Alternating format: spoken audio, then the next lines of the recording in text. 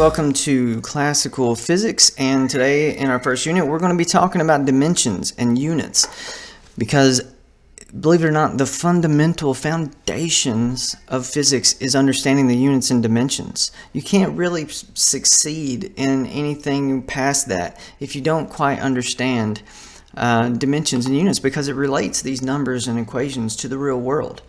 For instance, if I said, hey, I need a pipe and I need one 4 long. Well, what does that mean to you? Is it 4 inches, 4 meters, 4 miles? So we need units to understand what we are talking about.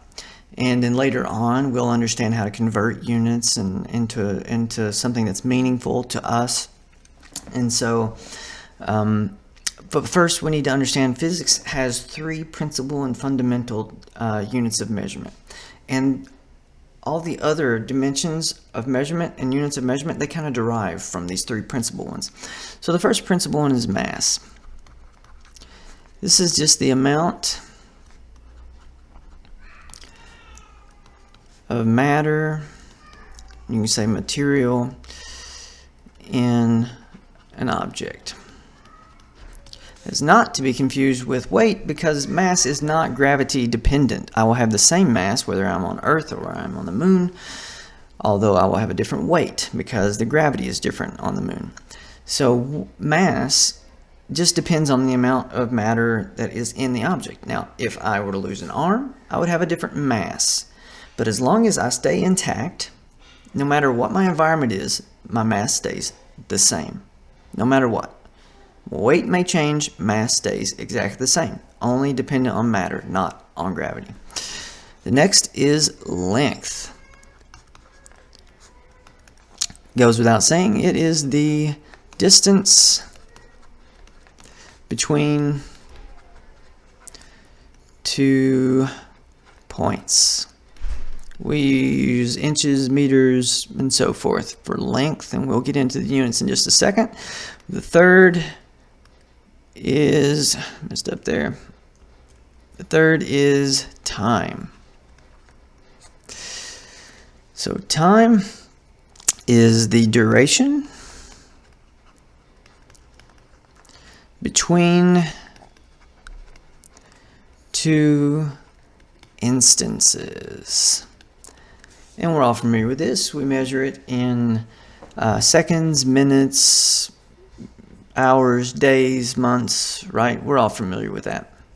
So the thing that I want you to understand is these 3 fundamental principles, fundamental units of measurement, have some variation depending on the system that they're being used in.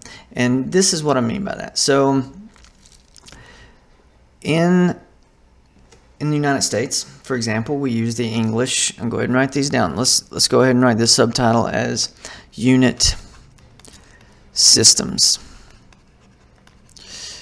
So these 3 principal measurements, unit of measurements, they don't change: mass, length, time, right? We just interpret them a little bit differently in the English system and the SI system. And the SI system is the International System of Units. Now, we'll have the same things: mass, length, time, for both.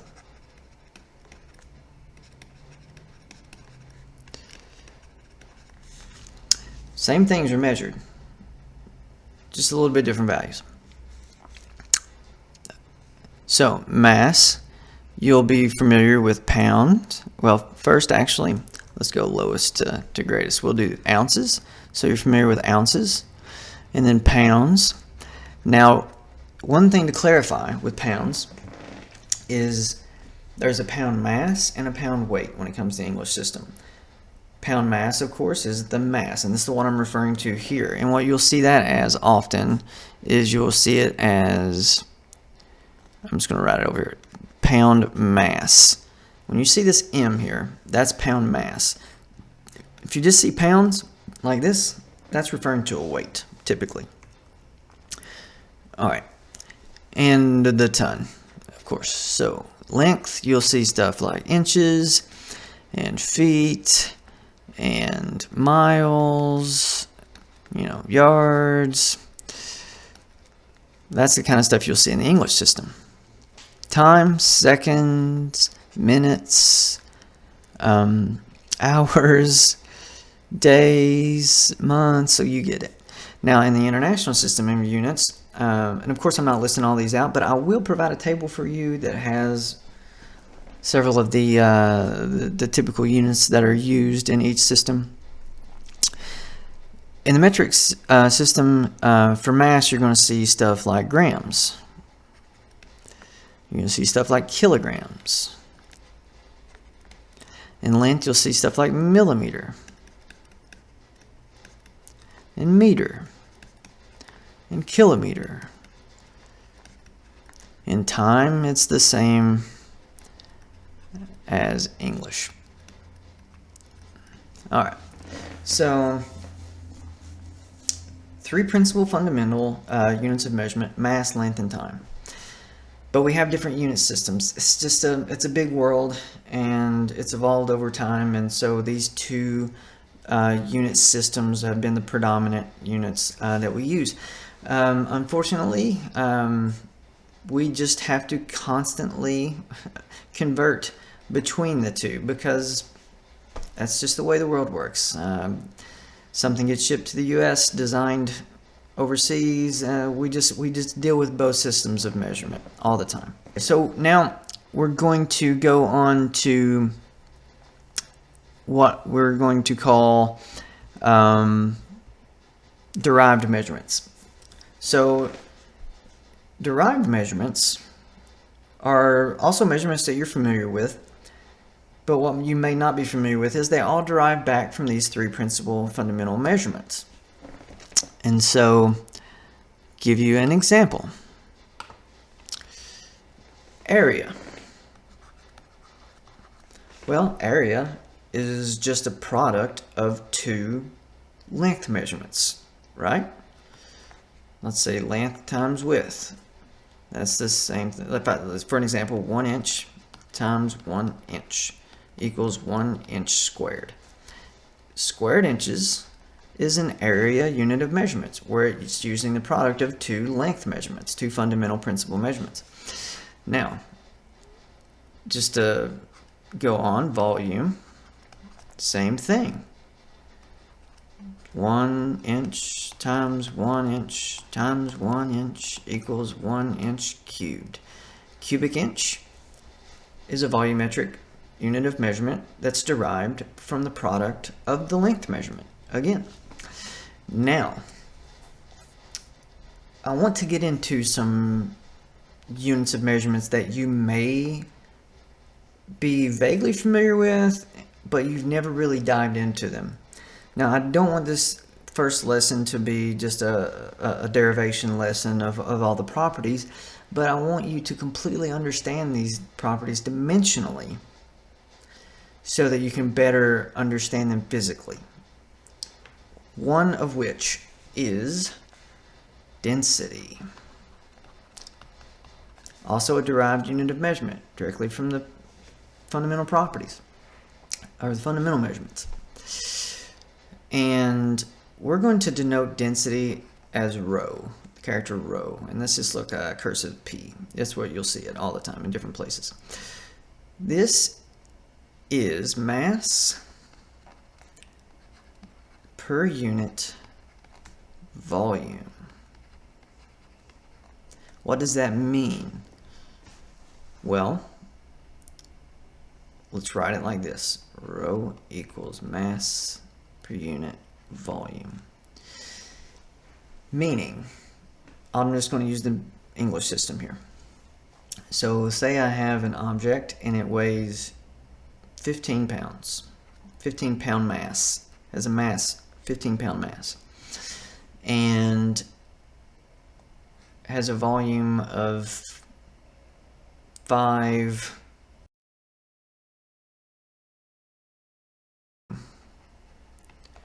this density, 15 over 5, is 3 pound mass per inch per cubic inch. If we did it in the metric system, not equivalent measurements, but I'm just making up new numbers. Let's say 25 kilograms.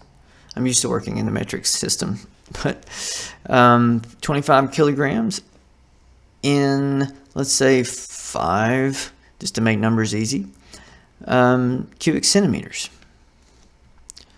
So our density would be equal to 25 divided by 5 is 5 kilograms per centimeter cubed. This is a mass per unit volume. That's all density is. Mass per unit volume. Now, let's go on to another one that we may or may not be comfortable with. And it is one of my favorite. I don't want to say it's a favorite unit. That's silly. But it leads into one of my favorite subjects, which is dynamics. But anyway, let's dive into velocity. So velocity, all it is just the change in distance per unit time. Now, that's just a fancy way of saying that you traveled a certain distance in an amount of time. Just like you driving a car. An example, let's just say you're driving 50 miles in 1 hour. You would write it as 50 miles per hour, right? We have a distance or a length and a time. That's all it is. If we were to graph it, I would say time versus distance. Let's say we have our, this is going to be just a terrible car. We have our just amazing car here. It's traveling. We start at 0 and we get to 100 miles. And we do this all in 4 hours. I don't know, 4 hours. So distance, let's say 25, 50, 75, 100. And 1, 2, 3, 4 hours. Right? So we start at 0. We have 0 distance at 0 time. In 4 hours, we traveled 100 miles. This is supposed to be straight, is your velocity curve. So, this is my velocity curve. If you remember from a long time ago, rise over run, your slope, 100 miles over the run, 4 hours, right? So your slope of your distance versus time graph is your velocity. I'm going to write this arrow over here so you don't confuse it with volume. And you'll typically see me do that. So your velocity equals 100 miles over 4 hours, and you can reduce that. But there you go. So your slope to your distance versus time curve is your velocity. Distance or length over time. Now, next, a good one you need to understand is acceleration. Acceleration this is just the change in velocity